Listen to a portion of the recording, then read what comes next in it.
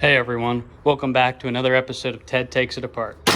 In today's episode, I'm going to be showing you a few different tips and tricks that you can use to remove these frozen rotor set bolts. If you're watching this video, you're running into the same issue that I ran into. These bolts get put back in during a brake job, and often they don't put any sort of anti-seize on them, and they just lock right up. You know, you're not able to just put a regular Phillips head screwdriver on here like the bolt indicates and twist it out. It's going to be way too tight for that. So I'll show you a few methods I have laying around that you could probably use to get this to work. The first method is a tool I have here. It's just a basic impact driver.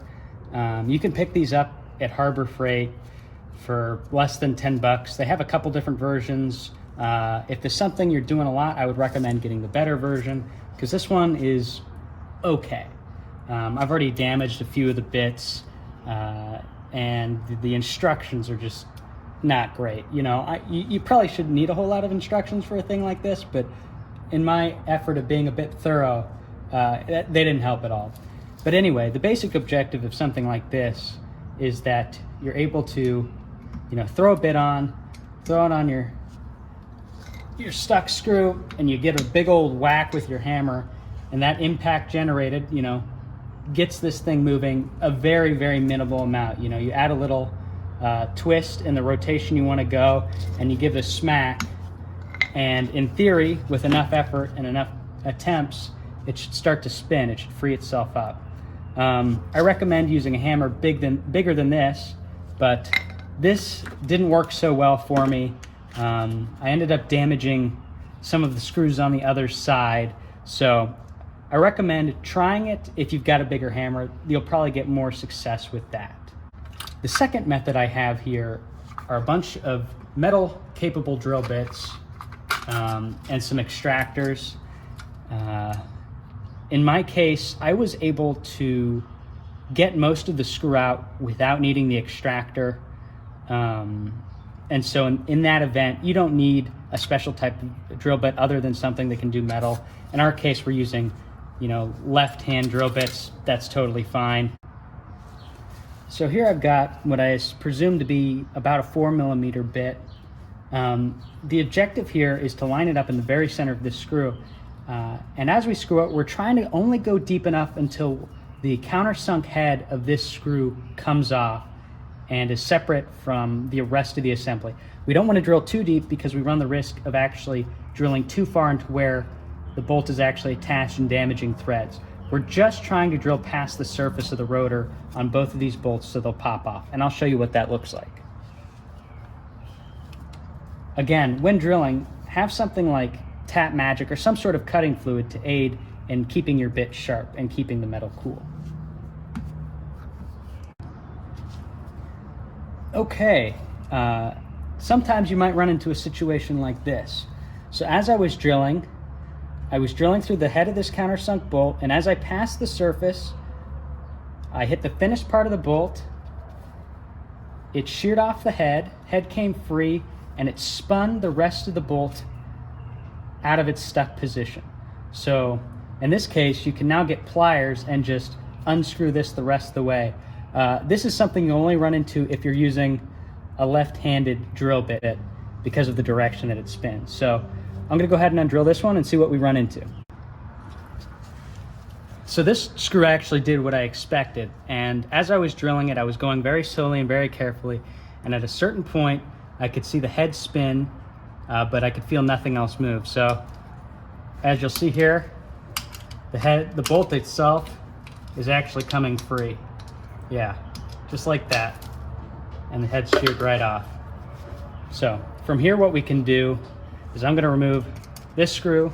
We'll undo the caliper bolts and hold the caliper off to the side, and we'll worry about removing the rotor. There are two 19mm bolts holding on these rear calipers. The top one can be reached with just a standard short 19mm socket. The bottom one, however, has a few lines running around it, and it may be easier just to go ahead and use a small extension to get these bolts. So typically, if you're doing standard just brake work on your car, you'll have a transmission somewhere in there, and with that, you'll have a transmission cross brace up here. You can run something, something to secure the caliper, the cross member that should be up there. That should be a good access point to hang something. In my case, the transmission is gonzo, so I'm going to be using a jack just to hold this up. Again, I don't want to put a whole lot of stress on this because, again, there is a solid section line back here, but I'll show you what my setup looks like.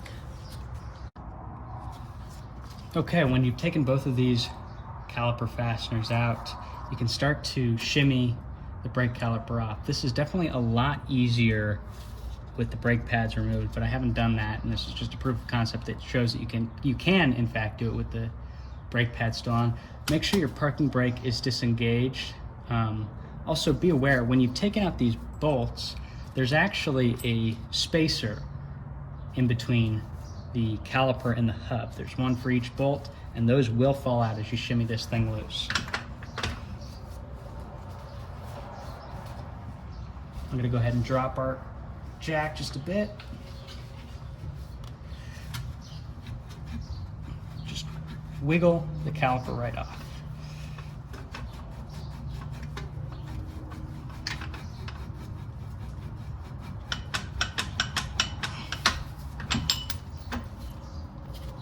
I don't know if you heard it, but both of our spacers just fell out. Keep track of those. Definitely don't want to lose them. Okay, we've got our caliper floating a bit. Again, just make sure that you're not putting too much stress on the brake line. Be careful of that. Okay, but now this is free and it's stuck on there. You could use a hammer or a mallet, especially if you're replacing these, but the trick that I like is this, and I'll show you right now. So some of you will have noticed that in addition to the 2 Phillips head screws that we drilled the tops out of, there are 2 additional holes that don't seem to lead into anything. In a situation like this where our brake rotor is pretty well stuck, you can take a couple M8 by 1.25 bolts and thread them into these extra holes. And as I'm sure some of you are aware from here, this is something we can use to actually press the rotor off. So what we'll do is we'll take the appropriate socket and slowly start twisting this while we hold the rotor. And we'll just go till it's tight on each side and then slowly apply a little bit more force on each end, and eventually this will pop right out.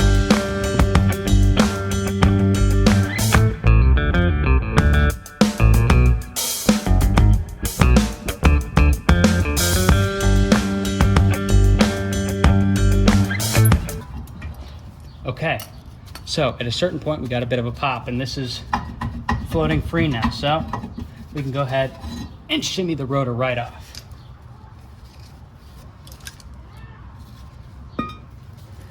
Okay, bit of a surprise. We got some floating brake shoes. That's some not great action, so those brake shoes will definitely get replaced.